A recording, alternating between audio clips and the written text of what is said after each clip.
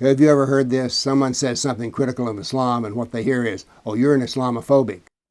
Never mind the term phobia means an irrational fear. Really the charge against you is you're irrational and a bigot. Since a bigot's immoral and a hater, there's no possible reason to listen to their prejudiced views. But let's assume you are phobic and you want to cure your phobia. There are different therapies for this: cognitive therapy, exposure therapy. Let's see how this can work. If you're phobic, learning more about the subject of the phobia can cure it. Clint Eastwood and his character in Gran Torino started out as a bigot and a hater about the Vietnamese who moved in next door. As he got to know them, he changed his mind and ultimately gave the ultimate sacrifice to help them. So the cure for his bigotry was getting to know more about the Vietnamese. Now, there are people in groups that the more you get to know them, the less you will like them. As you see what they do and how they think, you may actually start to fear them. Not being a bigot doesn't mean you love everybody and that what they do. In the 60s, the Black Panthers had a revolutionary image that was cool. But the more you got to know the Black Panthers and what they did, you learned that the Panthers were serious racist thugs and dangerous to society. Just because someone is oppressed does not mean they're decent people. Want to see if you're an Islamophobe? Let's go through a little test here. Let's presume you don't like Islam, and you would like to cure it, your phobia, so you want to get to know Islam, the better you will feel. Let's start with you, the unbeliever. The kafir is hated by Allah, lower than an animal, can be robbed, tortured, deceived, raped, enslaved. There are actually 13 verses which say a Muslim is not the friend of a kafir. Quran 5:51.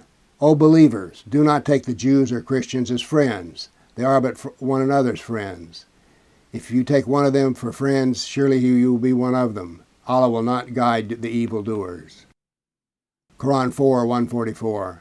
Believers, do not take the unbelievers as friends over fellow believers. Would you give Allah a clear reason to punish you? Well, that's your first step of learning Islam. You should be less phobic. Does knowing how much Allah hates kafirs make you feel more comfortable? And how a Muslim is never a true friend make you more comfortable? Or does it make you more fearful? Maybe you just need a little more exposure to Islam to become warmer towards it. Knowing about jihad should cure your ills, because haven't you heard that jihad thing is overblown? There are just a few verses. Well, what I did was I went through the Quran, the Sirah, the Hadith. The Sirah is the biography of Muhammad, the Hadith are his traditions, and counted up in each one of these 3 books how much was about jihad. What we find is this, is that 21% of the Hadith are about jihad. 67% of the Sirah are about jihad, and 24% of the Meccan Quran, let me correct that, 24% of the Medinan Quran is devoted to jihad, but there's no jihad in Mecca. This gives a total of 31% of Quran, Sirah, Hadith are devoted to jihad.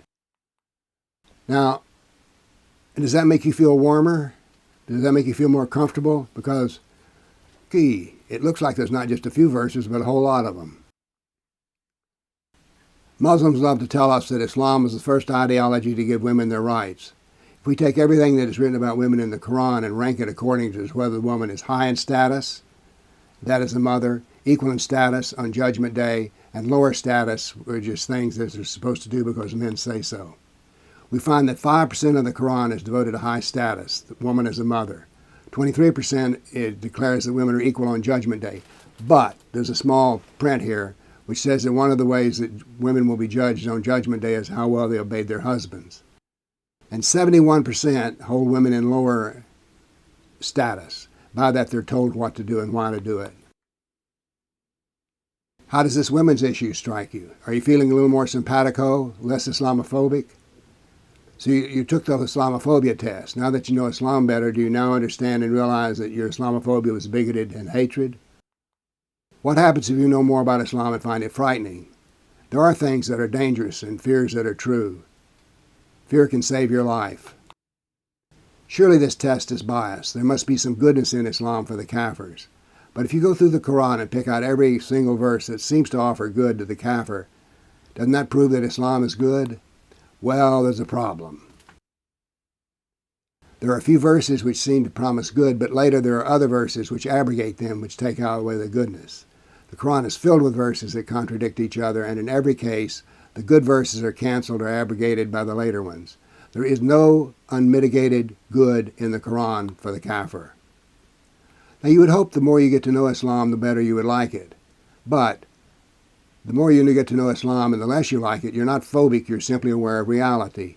If you're dealing with reality, the true response is fear, not phobia. So if you know about Islam and someone calls you Islamophobic, say, no, I'm not Islamophobic, I'm Islamic fearful. If you've liked this talk and the subject matter, buy my book, Measuring Muhammad, because this talk was taken from it.